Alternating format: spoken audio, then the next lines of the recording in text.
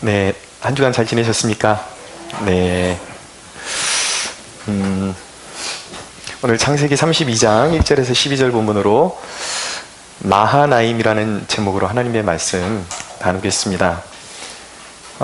야곱이 고향으로 가는 길목에서 하나님의 사자들을 만났습니다. 그래서 오늘 그 하나님의 사자들을 만나고 야곱이 그 하나님의 사자들을 뭐라고 했냐면 하나님의 군대라고 불렀습니다. 그래서 이제 그 천사들과 만난 그 땅의 이름을 마하나임이다, 이렇게 이제 이름을 붙였습니다. 마하나임이라는 뜻은 무엇이냐면 이제 군대라는 뜻을 가진 단어가 마하네라고 합니다. 그래서 이 마하네의 복수형이 마하나임입니다. 그래서 두 때, 두 진영, 이런 의미를 가지고 있습니다. 이것은 무엇이냐면 존 칼빈이 해석하기는 하나님의 군대, 하나님의 천사들이 두 진영으로 이루어서 앞뒤 또는 좌우로 정말 그들을 안전하게 야곱 일행을 그들이 감싸고 거의 포위하듯이 지키고 있는 광경을 보여주고 있는 것이다 라고 그렇게 해석을 했습니다. 이스라엘 역사에 보면 이스라엘이 끊임없이 하나님을 거역하고 멸망받아야 마땅했음에도 불구하고 그들이 비록 하나님 앞에 징계를 받았지만 끝까지 멸망하지 않았던 이유는 무엇이냐면 약속을 끝까지 이어가시는 신실하신 하나님의 은혜와 보호가 있었기 때문입니다. 하나님께서 하늘의 군대로 그들을 눈동자처럼 지키고 계셨기 때문에 그들이 멸망하지 않고 계속해서 그들의 그런 정체성이, 존재감이 이어질 수가 있었던 것입니다. 다니엘서에 보면 다니엘의 기도가 시작되었을 때에 하나님의 군대가, 하늘의 군대가 움직이기 시작합니다. 그러면서 영적인 싸움이 이제 하늘에서 벌어지게 되죠. 그러니까 성경에 보면은 이 하늘의 군대라는 개념이 두 가지로 나타납니다. 사도행전의 스데반의 설교에 보면은 거기도 하늘의 군대라는 명칭이 나타나는데 거기서는 악의 군단들, 우리가 성경에서 사단은 공중의 권세 잡은 자들이라고 말합니다. 공중의 진을 형성하고 공중에서 활동하면서 사람들을 유혹하고 미혹하고 시험하는 그런 존재들, 불행으로 몰아가는 존재들이 하늘의 군대라는 명칭으로 나타나고요. 또 다른 하늘의 군대가 있는데 그것은 하나님께 속한 하늘의 군대가 있습니다. 천군을 이야기하는 것이죠.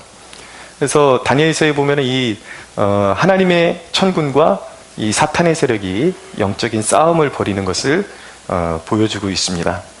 근데 궁극적으로 우리가 이 그 천사의 존재에 대해서 영적인 싸움에 대해서 알아야 되는 건 뭐냐면 궁극적으로는 예수 그리스도께서 이미 십자가에서 부활로 죽음의 권세를 이기시고 사탄의 권세를 이기셨습니다. 할렐루야. 네, 이긴 싸움이에요. 그런데 잠시 하나님의 어떤 특별한 인류 구속의 역사에 사용하시기 위해서 사탄의 존재를 잠깐 허용하고 계신 것입니다. 그런데 하나님께서 이 천군을 움직이실 때 두 가지 상황에서 움직이시는데, 하나는 하나님의 자발적인 어떤 특별한 목적을 이루시기 위해서 움직이시고요.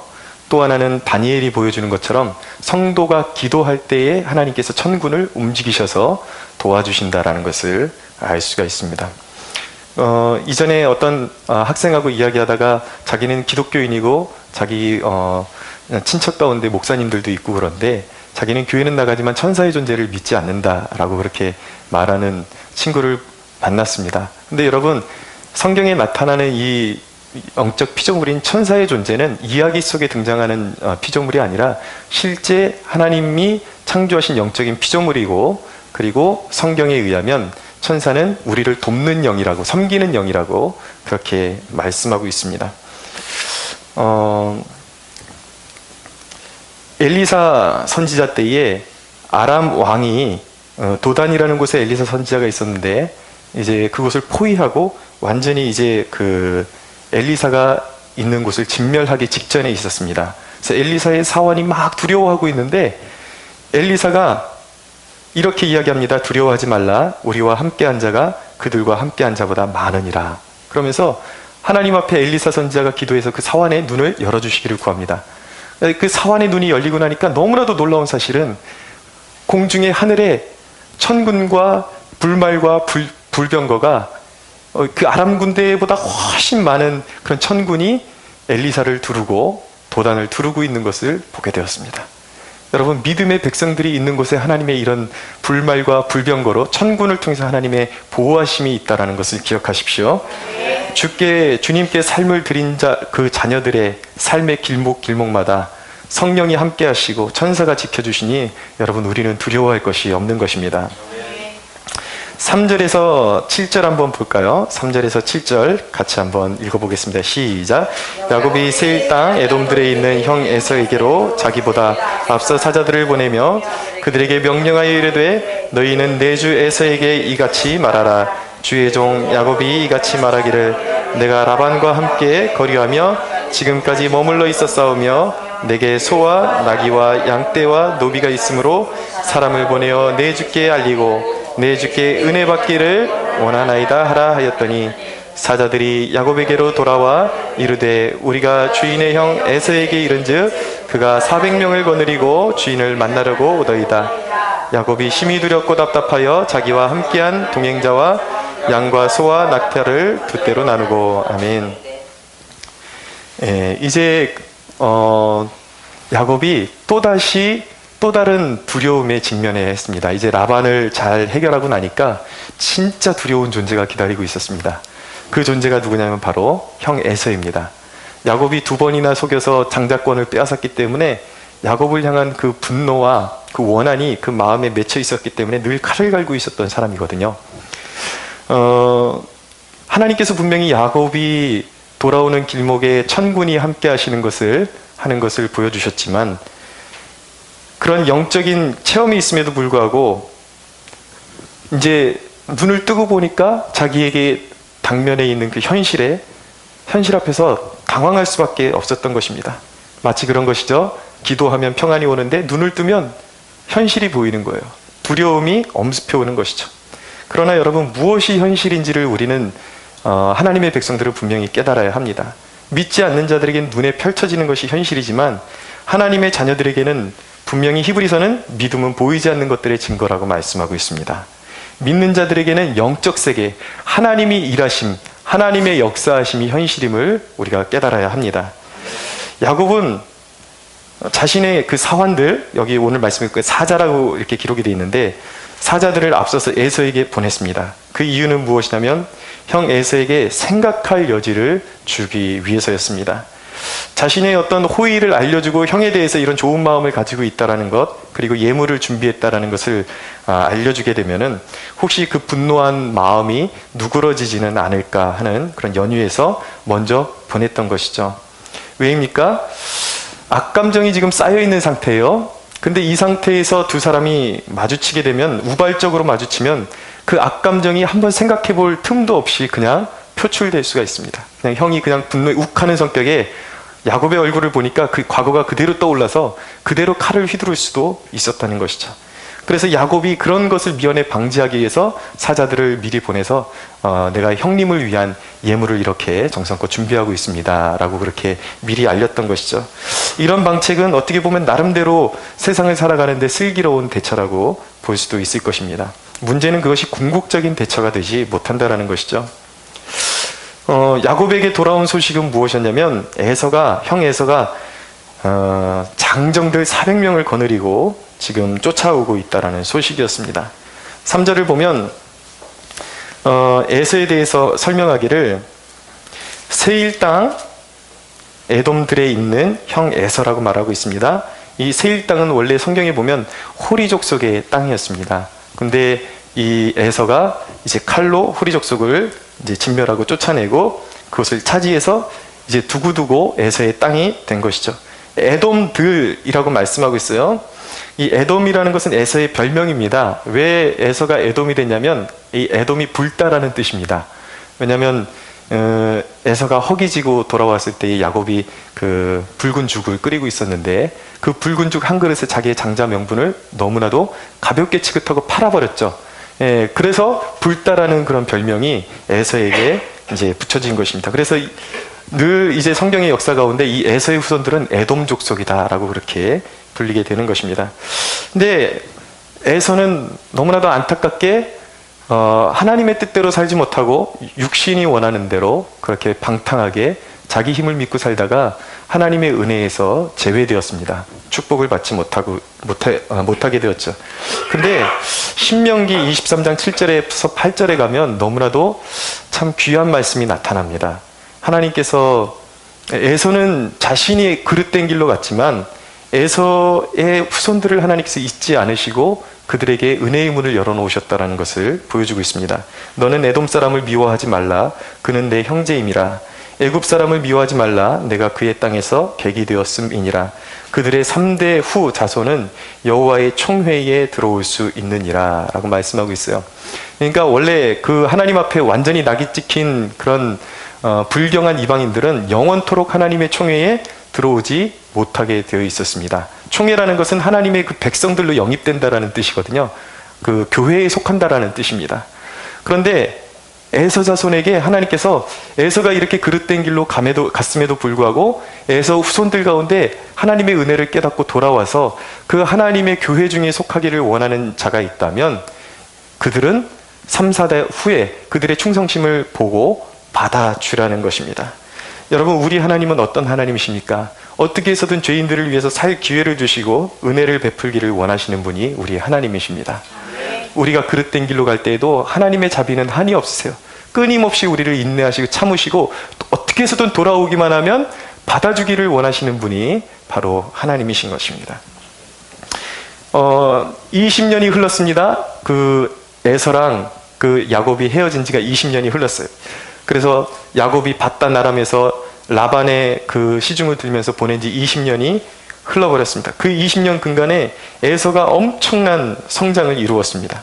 그런데 그는 창세기 27장 40절에서 말씀하는 것처럼 아버지 이삭의 예언대로 칼을 믿고 성장을 했습니다. 이 모습은 언약의 백성들과는 전혀 다른 모습입니다. 상취되는 모습이에요. 여러분, 하나님을 떠난 죄인들의 무기는 칼입니다. 그 칼은 무엇입니까? 세상 사람들은 스펙이나 학벌이나 재물이나 권력, 그리고 자기 노력과 과시하는 것, 이런 것들을 무기 삼아서 살아가는 것이죠.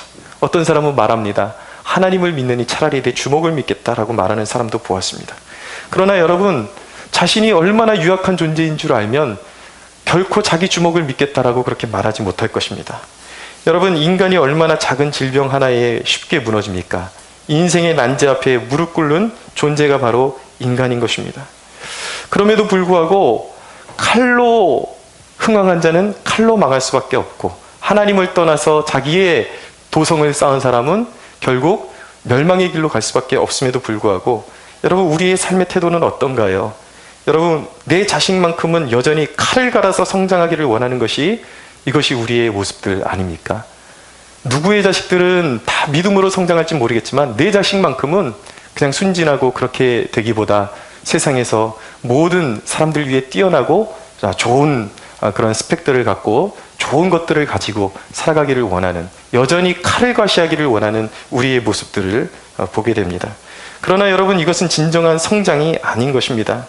진정한 성장은 하나님 앞에 인생이 깨어지는 순간부터 이루어지는 것입니다. 내가 들고 있는 칼의 허무함을 깨닫고, 그리고 하나님의 전능하신 그 전능하심 앞에서 엎드리는 것이 인생의 지식이요 지혜임을 깨달아야 하는 것입니다. 기사를 보니까 한때 잘 나갔던 그 개그맨이 오랜만에 이제 그 인터뷰를 그 인터뷰가 실린 것을 보았습니다. 아내와 자식이 미국에 유학을 가게 되었는데, 인기 있을 그 시절에 한 달에 꼬박 3,400만 원씩을 보내줬대요. 매달. 그것도 10몇 년을 그렇게 보내줬다고 합니다. 근데 인기가 떨어지니까 이제 보내줄 돈이 없으니까 아내한테서 이혼 통지를 받게 됐고, 이제 버림받고 혼자 그렇게 살게 되고, 그러면서 인생의 덧없음을, 그 처량함을 너무 그 마음 깊이 경험했다 그러면서 기사를 낸 것을 보았습니다. 여러분, 인기, 돈, 사람 자랑하는 것은 다 헛된 것입니다. 이사야서 40장 6절에서 8절은 말씀합니다. 말하는 자의 소리여 이르되 외치라 대답하되 내가 무엇이라 외치리이까 하니 이르되 모든 육체는 풀이요 그의 모든 아름다움은 들의 꽃과 같으니 풀은 마르고 꽃은 시드나 여호와의 기운이 그 위에 불미라. 이 백성은 실로 풀이로다. 풀은 마르고 꽃은 시드나 우리 하나님의 말씀은 영원히 서리라 하라 라고 말씀합니다. 할렐루야. 이 땅 가운데 영원한 것은 하나님의 말씀밖에 없습니다. 하나님밖에는 없습니다. 하나님의 사명을 받드는 길만이, 그 열매만이, 순종의 열매만이 영원히 남게 될 것입니다. 진정한 성장은 내면의 성장이에요. 성령으로 감화받은 마음이 되어야 하는 것입니다. 아무리 우리가 외양을 쌓고 도성을 쌓고 아무리 내 것을 추구한다 할지라도 영원하지 못한 것입니다. 여러분, 성장의 깊이는 자기 자랑이 아니라 의존의 깊이입니다. 하나님 의존. 내가 얼마나 하나님의 크심을 깨닫고 하나님을 깊이 의존하게 되는가, 그 의존의 깊이만큼이 내가 진정으로 성장해 가는 것입니다. 그래서 여러분, 진정으로 성장한 자는 내가 이런 능력을 가졌으니까 나는 훌륭하다, 나는 할 수 있다, 이렇게 말하지 않아요. 그것은 아직도 자기 존재에 대해서 눈뜨지 못한 그런 사람들의 고백인 것이죠. 여러분, 진정으로 하나님 앞에서 성장하는 사람은 뭐라고 고백하냐면, 나는 할 수 없습니다. 나는 부족하지만 하나님이 내게 주신 것들이 있다면 미약하나마 이것을 드리기를 원합니다. 미약하지만 하나님 이것을 사용하여 주옵소서. 그렇게 고백하게 되는 것입니다. 이 고백이 저와 여러분들의 고백이 되기를 축원합니다. 여러분, 우리가 진정으로 우리의 돈이 거듭나야 돼요. 학벌이 거듭나야 돼요. 그리고 우리의 그런 우리의 재능, 이런 것들이 거듭나야 돼요. 그것은 하나님 앞에 자랑할 것이 못 되지만 우리가 이것을 거듭나고 이 모든 것들을 우리가 하나님 앞에 낮아진 상태에서, 하나님, 내가 가진 이 재능과 학벌과 이 경제력, 이것을 가지고 영적인 열매, 하나님이 원하시는 열매를 맺지 못하지만, 그렇지만 이것이 하나님 손에 들어 올려졌을 때 하나님께서는 이것을 통해서도 하나님 나라를 세우시고 귀하게 사용하실 수 있는 분임을 믿습니다. 하나님, 이 연약한 것을, 부족한 것을 하나님께 내어드리오니 사용하여 주옵소서. 여러분, 이것이 바로 성장한 사람의 고백이라는 것입니다. 여러분, 인생의 지혜는 겸손하게 하나님 앞에 엎드리는 거예요. 성장이라는 것은 겸손하게 하나님 앞에 엎드리는 것입니다. 나의 한계를 깨닫고 나의 연약함을 깨닫고 오로지 하나님을 인정하면 우리의 내면이 아름다워지고 우리의 인생은 풍성해지는 것입니다. 그래서 여러분, 고린도전서 1장 31절에 보면 기록된 바 자랑하는 자는 주 안에서 자랑하라 함과 같게 하려 함이라 라고 말씀하고 있습니다. 사랑하는 여러분, 우리의 내면이 아름다워지기를 원하고 성령에 감동되어 진심으로 하나님 앞에 겸손한 내면의 성장이 이루어지기를 축원합니다. 야곱은 두려움에 빠졌습니다. 재물을 혹시라도 형이 와서 한 떼를 치면 다른 한 떼는 남겨둬야겠다 싶어서 그 재물을 두 떼로 나누어 보았지만 마음이 잡히지를 않습니다. 야곱이 이 다급한 가운데 선택한 것은 기도였습니다. 여러분, 야곱이 믿음의 사람이었는데, 믿음의 족장인데 그때 처음 기도했겠습니까? 하나님께 평소에 기도 생활을 했기 때문에 하나님의 음성을 들어왔겠죠. 그러나 여기서 기도했다라는 것은 이제 의미가 달라졌다라는 거예요. 기도의 갱신이 이루어졌다라는 것입니다. 하나님을 의존하는 그 깊이가 달라졌다라는 거예요. 여러분, 하나님이 우리 인생에게 원하시는 것이 무엇입니까? 우리의 기도가 갱신되기를 원하고 하나님을 의존하는 깊이가 더 깊어지기를 원하시는 것입니다. 여러분, 하나님의 자녀들에게 하나님이 가장 가르쳐주고 싶으신 것이 기도입니다. 여러분, 기도의 능력은 대단한 것입니다. 자녀의 간청, 여러분, 자녀의 울음소리, 이것이요, 부모의 마음을 찢어놓는 능력이 있는 것입니다. 어쩔 줄 모르게 하는 것입니다. 내 자녀가 막 울고 아파하고 부모의 도움을 구할 때에 그 부모는 마음이 아픈 것이죠. 어떻게 해서든 도와줄 방법을 찾기를 원하는 것입니다. 여러분, 저는 기도가 뭔지 잘 모를 때 기도의 능력을 한번 체험해 본 적이 있습니다. 우리 어머니 여기 앉아 계시지만 아버님이 그 경기도 광주에서 목회하실 때에 제가 중학교 한 1, 2학년쯤 되었을 텐데, 그때는 제가 신앙이 뭔지도 잘 몰랐어요. 근데 어머니가 이 개척 목회에 너무 막 시달리시다 보니까 이렇게 자주 쓰러지는 모습을 제가 보았습니다. 근데 그때도 뭐 때문에 아프셔갖고 이렇게 알아서 누워서 앓고 계셨어요. 그래서 제 마음에는 굉장히 좀 상심하고 그랬었는데, 기도가 뭔지도 몰랐는데 어느 날은 정말 희한한 체험을 했습니다. 예배, 아마 수요 예배인지 주일 예배인지 잘 기억이 안 나는데, 예배를 끝났는데 어머니를 생각하는데 갑자기 제 마음이 뜨거워지고 몸이 뜨거워지면서 뭔가 확 임하는 그 느낌이 오면서 제가 울려고 그랬던 게 아니라 펑펑 그냥 울었어요. 그냥 어머니 생각하면서 제가 펑펑 울었습니다. 그러고 났는데 제 주변에 있는 형들이 저를 이렇게 다독여주면서, 형님들이 뭐라 그러냐면, 오늘 환희 성령 받았구나, 그러는 거예요. 근데 지금 생각해 보니까 정말 그때 성령님이 임하셨던 거예요. 근데 저는 성령 받는 게 그때 뭔지도 몰랐고, 신앙적으로 그걸 누가 이렇게 집어주는 사람이 없었기 때문에 그때 제가 성령을 처음 경험했다라는 것을 전혀 모르고 있었습니다. 근데 지금 제가 그런 경험들을 많이 하게 되고, 그리고 신학을 하게 되면서 이미 그때 내가 성령 체험을 한 거구나라는 것을 비로소 깨닫게 된 거죠. 그래서 그때 그것을 관리하지 못하고 다시 방황하게 되면서 하나님을 떠나게 되었지만, 그때 경험했던 것은 무엇이냐면, 그러고 나서 제가 어머니 계시는 앓고 누워있는 방으로 들어가게 되었어요. 그때 교회 한쪽을 막아가지고 이렇게 사택으로 쓰고 있었는데, 근데 앓고 누워있던 어머니가 일어나 있는 거예요. 기억하실려나 모르겠는데 그때 저한테 하신 말씀이 뭐냐면, 환희가 기도해줘서 내가 이렇게 일어날 수 있었다고, 이제 다 나은 것 같다고, 그러면서 일어난 거예요. 여러분, 자녀의 눈물, 하나님의 백성의 눈물은 하나님의 보좌를 흔드는 그런 능력이 있습니다. 할렐루야. 하나님이 역사하시는 능력이 있어요, 자녀들의 기도에는.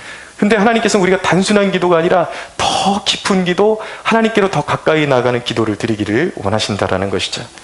왜 하나님께서 우리에게 인생의 다급한 문제를 주실까요, 여러분? 그 이유는 자명합니다. 인간은요, 다급해지기 전까지 자기 칼을 믿고 삽니다. 그게 인간이에요. 믿어도 소용없습니다. 교회 안에 들어와도 소용없습니다. 거듭났다 하는 사람들도 어지간해서는 기도하지 않습니다. 그래서 하나님께서 기도를 가르쳐 주시는 방법이 뭐냐면, 절망을 주시는 거예요. 왜냐하면 인간이 얼마나 질긴지요. 오늘 신명기, 제가 말씀 성경 통독을 하는데 신명기 차례가 돼서 오늘 잠깐 읽고 올라왔는데, 거기 또 그러는 거예요. 모세가 마지막 사역을 마무리하면서, 너희가 광야 때에 내가 존재하면서 하나님의 말씀을 너희들한테 전했는데 너희들이 그렇게 질기게 말을 안 들었는데, 내가 죽고 나면 너희들의 미래가 너무 자명하다. 정말 그렇게 써 있어요. 너희들이 분명히 가면 하나님을 거역하고 포로로 잡혀가게 될 것이다. 그걸 예언을 하게 되죠. 인간이 얼마나 질긴지요. 아무리 하나님께서 도와주기를 원하신다고, 그래서 기도하라고 말씀하시는데도 불구하고 기도하지 않습니다. 버티다 이제 인생에 큰 거 한 방 먹어야, 그때 아이고 주여, 아이고 아버지, 천부여 의지 없사오니, 그러고 그나마 그렇게 기도하는 사람은 정말 축복받은 사람이에요. 정말 질긴 사람은 아무리 얻어맞아도 죽기까지 기도하지 않습니다. 그러나 여러분, 진정한 축복은 하나님께서 어지간히 한 방 먹이실 때 무릎 꿇는 것입니다. 할렐루야. 여러분, 그것이 인생의 가장 큰 축복임을 믿으십시오. 야곱이 이제 엎드러지는 거예요. 그래서 이제 기도하기 시작했습니다. 그런데 야곱은 세 가지의 어떤 특별한 내용을 하나님 앞에 올려드리면서 기도하기 시작했습니다. 이것이 바로 하나님의 응답을, 좀 표현이 그렇지만 제가 더 좋은 표현을 찾을 수가 없겠어요. 하나님의 응답을 더 확실하게 끌어오는 어떤 그런 기도의 요소라고 말씀드릴 수가 있겠습니다. 첫째, 야곱이 어떤 것들을 붙들고 기도합니까? 어떤 것을 붙들고 기도합니까? 9절을 함께 읽어볼까요? 오늘 말씀 9절 함께 읽겠습니다. 시작. 이 또 이르되, 내 조부 아브라함의 하나님, 내 아버지 이삭의 하나님 여호와여, 주께서 전에 내게 명하시기를 내 고향 내 족속에게로 돌아가라, 내가 내게 은혜를 베풀리라 하셨나이다. 아멘. 야곱이 첫 번째로 붙들고 기도한 것은 무엇이냐면, 하나님이 밧단 아람에서 주신 말씀, 너 이제 고향으로 이제 돌아가라. 하나님이 먼저 말씀하셨기 때문에 내려오기 시작했거든요. 그래서 그 내면 속에 주신 하나님의 말씀, 그 내면의 확신, 하나님이 나로 하여금 분명히 이제 고향으로 돌아가라고 분명히 내 내면에 말씀하셨잖아. 그 내면에 하나님이 주신 말씀을 붙잡고 하나님이 이렇게 가라고 하셨지 않습니까? 그래서 직면한 상황이 지금 이 상황입니다. 그러니까 하나님이 책임져 주셔야 합니다. 라고 기도하고 있는 것입니다. 여러분, 저는 지금 이론을 말씀드리는 것이 아니라 여러분들의 인생에 실전으로 적용하고 적용해야만 하는 말씀을 전하고 있습니다. 어떻게 우리가 인생의 난제를 극복하며 기도에 승리할 수 있습니까? 그냥 기도하는 것이 아니라 하나님께서 우리의 내면에 주시는 말씀을 붙들고 기도하는 것입니다. 여러분, 하나님은 어떤 일을 행하고자 하실 때 반드시 말씀하십니다. 어떤 우리 기도 가운데 우리 내면의 어떤 울림으로 말씀하기도 하시고요. 그리고 환경을 통해서 말씀하기도 하시고 설교를 통해서 말씀하시는데, 근데 중요한 것은 무엇이냐면 기록된 성경 말씀을 토대로 하나님은 말씀하신다라는 것입니다. 그러니까 하나님께서 이 말씀을 통해서, 이 성경을 통해서 우리에게 말을 걸어오시거든요. 근데 평소에 하나님의 말씀과 친분이 없는 사람들에게 하나님의 음성이 들려올 일은 막무한 것입니다. 평소에 경건 훈련하는 것이 얼마나 중요한지 아시겠죠? 여러분, 하나님의 말씀은 어김이 없습니다. 그래서 하나님의 그 말씀을 듣는 것이 중요한 거예요. 하나님이 나한테 이렇게 말씀하셨지, 그 확신을 갖는 것이 그래서 중요한 거예요.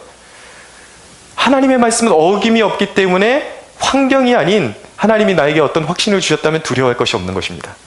그 말씀 붙들고 나아가면 되는 것입니다. 할렐루야. 이사야서 55장 8절에 11절은 말씀합니다. 이는 내 생각이 너희 생각과 다르며 내 길은 너희의 길과 다름이니라. 여호와의 말씀이니라. 이는 하늘이 땅보다 높음 같이 내 길은 너희의 길보다 높으며 내 생각은 너희의 생각보다 높음이니라.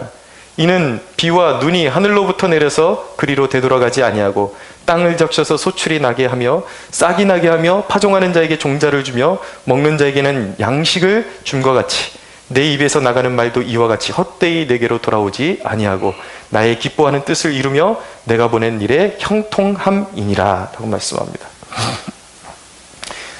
제가 훈련받지 못했을 때는 하나님이 이렇게 말씀하심에도 불구하고 그것이 하나님의 그것이 제 삶 가운데 정착이 제대로 되지를 않았습니다. 근데 하나님이 내 내면에 말씀하시고 확신을 주고 이끌어 가신다는 것을 확실히 제가 경험하고 인식하기 시작한 것이 제가 신대원을 준비하기 시작할 때였습니다. 여러 번 간증했지만 제가 신대원을 준비할 때에 여러 가지 하나님의 큰 역사가 있었습니다. 제가 독학사고시를, 검정고시를 동시에 준비했고 신대원 준비를 동시에 준비했는데, 이 독학사를 통과해야지 신대원을 들어갈 수가 있는데, 시험을 응시할 수가 있는데, 독학사 이제 국가고시를 제가 보고 나왔는데 6과목 중에 5과목을 치르는데 인간의 힘으로 통제가 안 되는 잠이 와서 계속 꾸벅꾸벅 졸다가, 저는 시험 보다가 그렇게 존 적은 처음이에요. 통제가 안 되는 거예요. 졸다가 나왔습니다.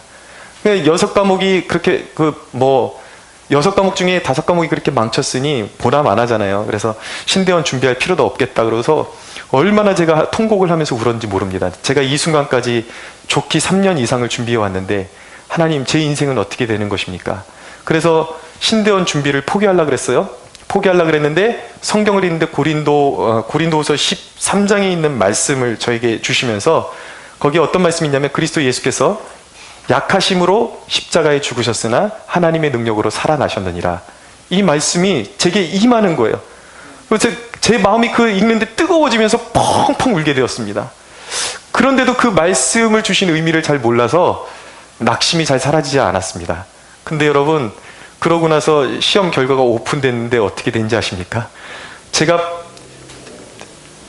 꾸벅꾸벅 졸면서 시험 봤던 5과목이 다 상위 점수를 랭크하고 있었습니다. 그리고 제가 잘 봤다고 생각했던 단 한 과목만 평균 아래로 떨어져 있는 모습을 보게 되었습니다. 근데 이 간증 들을 때 또 요행을 또 원하시는 분들이 계실까봐 그런데 정말 열심히 공부했습니다. 정말 땀 흘려서 공부했고요.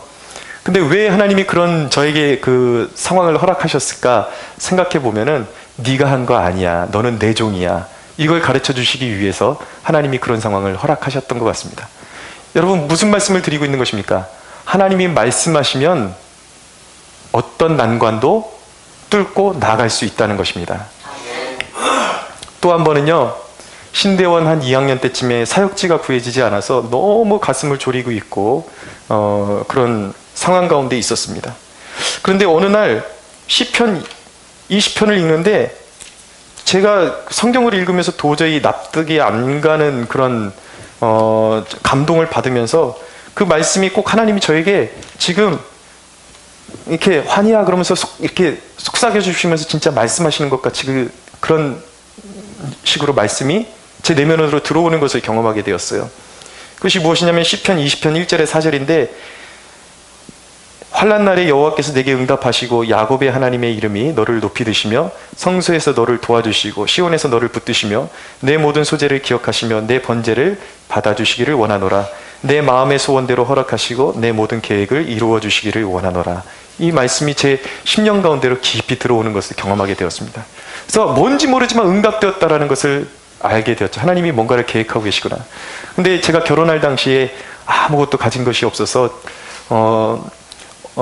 교회에서 저를 전임 사역자로 받아주고 사택과 그런 생활적인 면을 다 책임져 줄 수 있는 교회에 가지 않으면 이 결혼을 할 수 없는 그런 상황이었습니다. 그런데 하나님께서 이 말씀을 주시고 나서 좀 한창 시간이 흘렀지만 하나님이 기적같이 상황을 이끌어 가시면서 이제 영락교회로 저를 이끌어 주셨어요. 그 중간중간에 일어난 그 놀라운 역사들은 또 설명하자면 시간이 부족합니다. 근데 정말 하나님께서 기적같이 그 교회로 인도해 주셨는데 시간도 너무 하나님께서 하셨다라는 것을 알려주시기 위해서 그 시간까지도 너무 기가 막히게 이제 맞아떨어지게 해주셨는데 저희가 신혼여행 갔다가 한국 공항에 떨어지는 그날이 바로 제 첫 출근 날이었습니다. 그래서 공항에서 양복을 입고 이제 영락교회로 출근을 하게 되었던 것이죠. 무슨 말씀입니까? 하나님의 말씀의 허락이 떨어지면 어떤 상황 속에서도 이겨낼 수 있고 돌파할 수 있는 능력을 하나님께서 우리에게 부어주신다라는 것입니다. 그러니까 여러분, 이 하나님이 주신 내면의 확신을 붙들고 기도하는 것이 중요합니다. 그냥 막연히 기도하는 것이 아니라 말씀과 기도는 다 하나예요. 서로 떨어질 수가 없는 것입니다. 말씀을 끝까지 신뢰하고 읽으면서 그리고 하나님께서 주신 그 내면의 감동의 말씀을 붙들고 기도해야 하는 것이죠. 여러분 모두에게 그 하나님의 말씀이 임하는 축복이 있게 되기를 원합니다.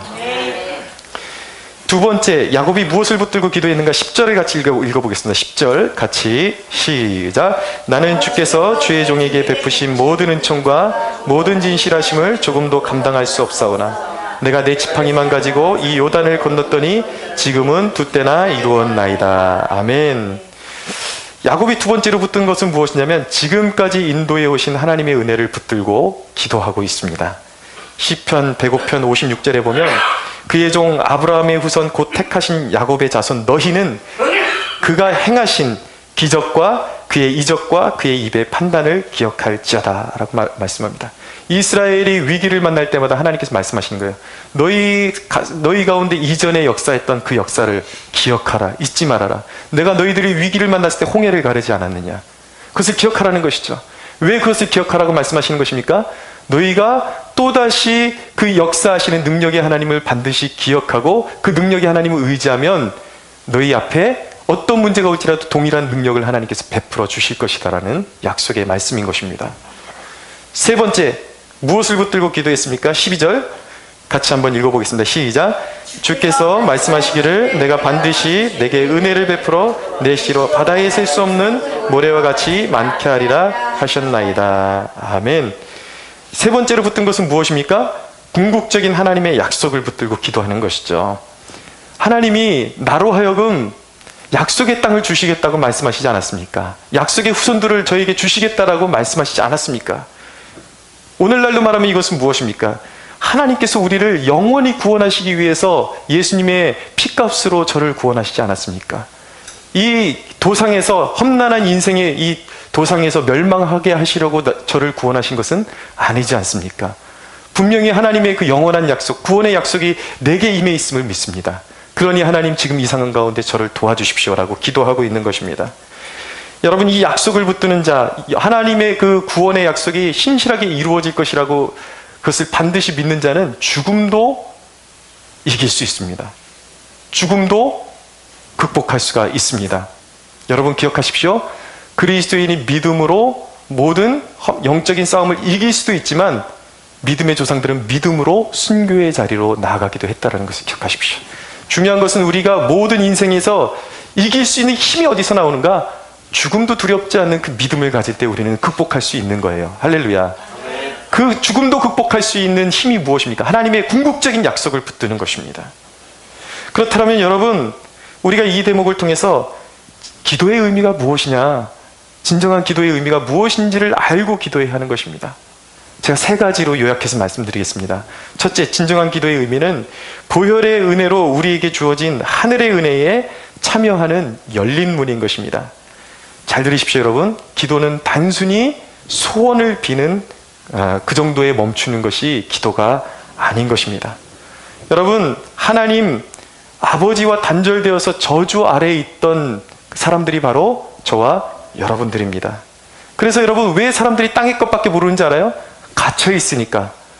한계에 갇혀 있던 사람이에요. 땅의 저주에, 죽음의 저주에 갇혀 있었기 때문에 위의 것을 볼 수가 없던 사람들이었죠. 그런데 우리에게 어떤 역사가 일어났습니까? 어떤 일이 벌어졌습니까? 예수 그리스도께서 우리를 위해서 십자가를 지시고 부활하심으로 말미암아 그를 믿는 자들은 다 은혜로 온갖 은혜가 가득한 하나님 아버지의 존전으로 인도함을 받게 된 것입니다. 아멘. 할렐루야. 아멘. 인생의 가장 큰 손실이 무엇인지 아십니까, 여러분?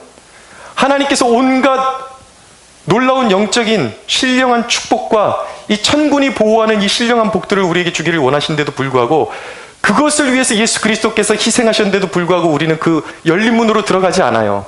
인생의 가장 큰 죄가 무엇인지 아십니까? 예수 그리스도의 십자가를 짓밟는 죄가 무엇인지 아십니까? 예수 그리스도가 우리가 하나님과 단절되었던 그 저주의 상태에서 이제는 아버지와 사귐을 가질 수 있는 문을 활짝 열어놓으셨는데도 불구하고 여전히 들어가지 않아요. 이게 죄인들의 비통할 모습인 것입니다. 기도는 무엇입니까? 예수 그리스도께서 자기의 피값으로 열어놓으신 열린 문을 통해서 아버지의 보좌 앞에서 하나님 아버지와 교제를 누리는 것입니다. 사귐을 갖는 것입니다. 하나님과 대화를 나누는 것이라고요. 할렐루야. 아멘. 이것이 기도예요. 여러분, 기도의 2번째 의미는 무엇이냐면 하나님이 나의 전부라는 고백인 것입니다. 왜 하나님이 모든 문제를 자동으로 해결되게 만들어 놓지 않으시고 우리로 하여금 꼭 기도하게 하시는가? 인간의 근본적인 불행이 무엇입니까? 그것은 하나님과의 단절에서 온 것이었어요. 자기의 세계를 개척하려 했던 인간에게 주어진 결과가 바로 무엇이었냐면 사망과 고생과 좌절과 고립, 한없는 외로움 같은 것이었어요. 그래서 이제 여러분, 하나님의 이제 회복된 자녀들, 예수님 때문에 그 은혜로 회복된 자녀들은 하나님이 전부이심을 기도를 통해서 가르쳐 주기를 원하고 계시는 것입니다. 여러분, 하나님을 추구하고 기도를 통해서 하나님을 더 원하고 사귀기를 원하는 것은 진정한 구원에 대한 척도이기도 한 것입니다. 정말 구원받은 사람인지 아닌지 어떻게 할 수가 있는가? 이 갈급함이 있는지를 보면 알 수가 있는 것입니다. 예수의 생명이 있는 자는 은혜에 대한 갈급함이 있는 것이에요. 더 하나님께로 가까이 나가고 싶고 알고 싶은 갈급함이 있게 되어 있는 것이죠. 저는 성경을 읽을 때마다 참 놀라운 것을 발견하게 됩니다. 이제 목회를 시작한 지 꽤 시간이 지났음에도 불구하고 성경을 읽을 때마다 그런 놀라움에 사로잡히게 됩니다. 하나님이 우리의 인생길에 천군을 예비해 놓으셨다라니, 여러분, 이것이 얼마나 큰 축복이요 행복입니까? 하나님을 의지하는 자들을 위해서 열린 문을 두고 계시는데 이것을 발견할 때마다 저의 마음의 소원은 이전보다도 더 기도하고 싶다라는 갈망한 열망이 저에게 일어나는 것입니다. 여러분, 왜 사람들이 기도하지 않습니까? 기도하지 않는 이유는 2가지예요. 하나는 문이 멀었기 때문입니다. 하나님이 기도를 통해서 우리에게 주실 수 있는, 주기를 원하시는 그 놀라운 축복이 얼마나 대단한지를 모르고 기도의 능력이 대단한지를 모르기 때문에 두고도 그걸 활용하지 못하는 것이죠. 눈이 멀었기 때문에. 2번째는 구원을 모르기 때문입니다. 기도를 방치하는 것은 내가 진정으로 구원이 무엇인지를 모르기 때문에 기도를 활용하지를 못하는 것입니다. 여러분, 하나님이 우리를 위해서 예비해 놓으신 놀랍고 영어로운 것들을 거두게 하시는 비결이 기도임을 믿으십시오. 할렐루야. 기도는 그래서 희생이 요구되는 것입니다. 많은 이들이 육체의 한계 때문에 기도하지 못합니다. 늘 생활에 쫓기고 바빠서 피곤하기 때문에 기도의 자리로 나가지 못하고 피곤하기 때문에 기도하다가 멈춰서는 일들이 비일비재합니다. 그러나 여러분, 진정으로 수확을 기대하는 농부라면은 오늘 피곤하고 힘들어도 새벽에 나가는 것이 육체적으로는 피곤한 것이 맞지만 그것을 이길 수 있는 힘이 앞으로 주어질 몇 달 후에 주어질 그 수확과 풍성한 결실을 기대할 때에 농부는 그 어렵고 힘든 그 일터로 기쁨으로 나아갈 수가 있는 것이죠. 그 일터에서 이제 새참 먹고 이런 재미로 일할 수 있고 그 어려움을 극복할 수가 있는 것입니다. 여러분, 진정으로 하나님께서 우리 각 사람에게 향하신 놀라운 계획이 있음을 믿는 사람들은요, 기대감이 생겨요.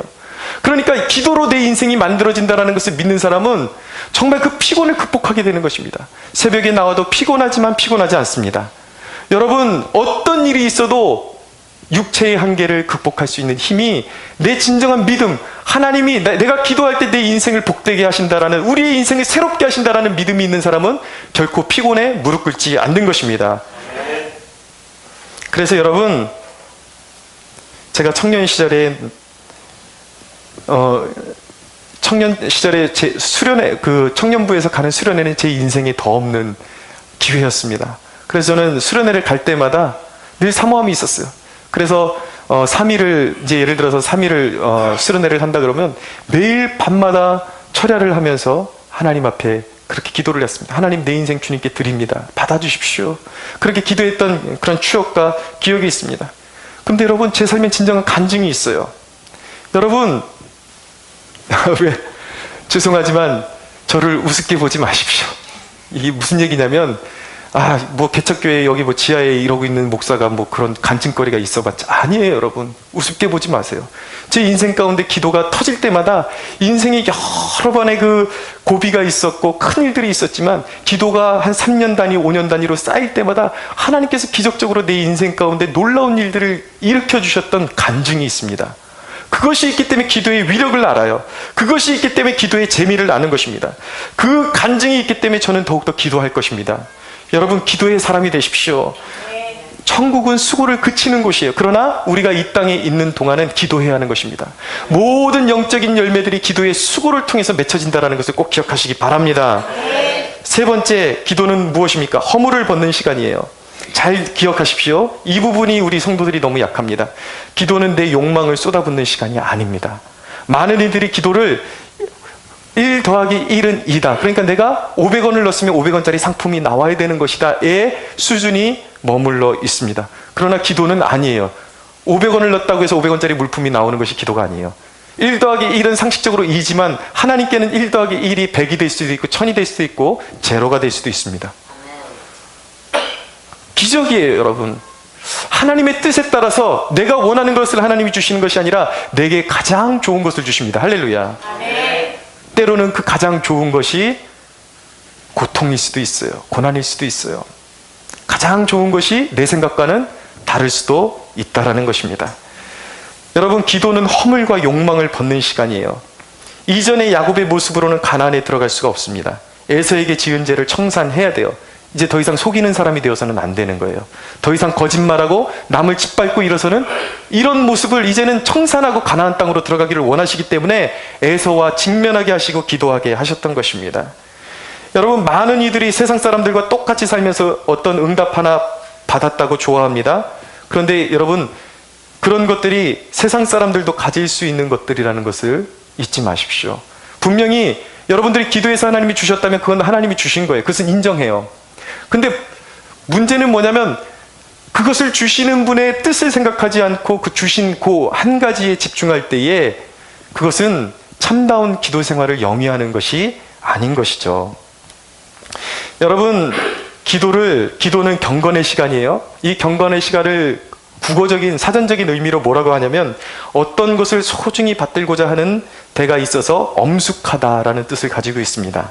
무슨 말씀입니까? 기도는 우리에게 있어서 경건의 시간은 하나님의 마음을 받들어서 하나님이 원하시는 사람으로 빚어지는 시간이 기도인 것입니다. 욕망을 품고 하나님 앞에 온전히 설 수가 없습니다. 그래서 기도의 가장 중요한 요소 중에 하나는 무엇이냐면 회개입니다. 회개를 통해서 나의 욕망의 껍데기를 벗어버리고 점점 하나님이 기뻐하시는 형상으로 빚어지는 시간이 기도인 거예요.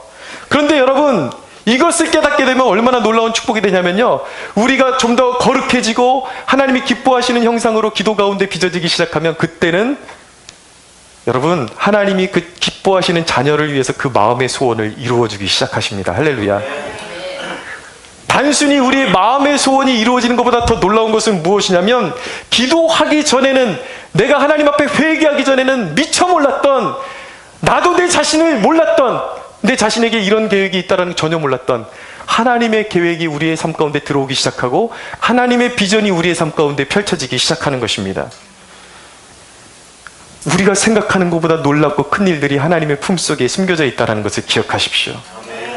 사랑하는 여러분, 여러분이 기도하지 않는 한 하나님을 모르는 것이요, 그것은 깨진 믿음이요, 능력 없는 믿음인 것입니다. 열린 문으로 한 번도 들어가 보지 않는 것이죠. 천군이 있어도 소용이 없습니다. 기도하지 않으면. 하나님은 내가 이런 것들을 너희를 위해서 다 준비해 놓았는데 천군을 통해서 지켜줄 텐데, 단지 그 약속을 진짜로 믿는다면 기도하라 라고 말씀하는 것입니다. 예수님은 공생애를 철저히 아버지께 의탁하는 기도로 이기셨습니다. 그래서 그에게는 어두움이 없으셨어요. 성도의 삶이 그래야 하는 것입니다. 우리의 삶에 어두움이 없어야 할 줄로 믿습니다. 여러분, 주님의 도우심에 대한 확신으로 어두움이 들어올 틈이 없어야 돼요. 그래서 쉬지 말고 기도해야 하는 것입니다. 쉬지 않고 기도하는 성도들의 삶에는 어두움이 틈타지 못할 것입니다. 할렐루야. 우리를 성경은 빛의 자녀라고 말씀하고 있어요. 우리는 어둠의 자녀가 아닌 것입니다. 하나님을 깊이 의지하고 더욱더 깊은 기도로 하나님께 들어가면 하나님의 천군이 우리를 지키시고 성령께서 친히 우리의 모든 어두움을 물리쳐 주실 것을 믿으시기 바랍니다. 네, 하나님께 영광의 박수 올려드리겠습니다.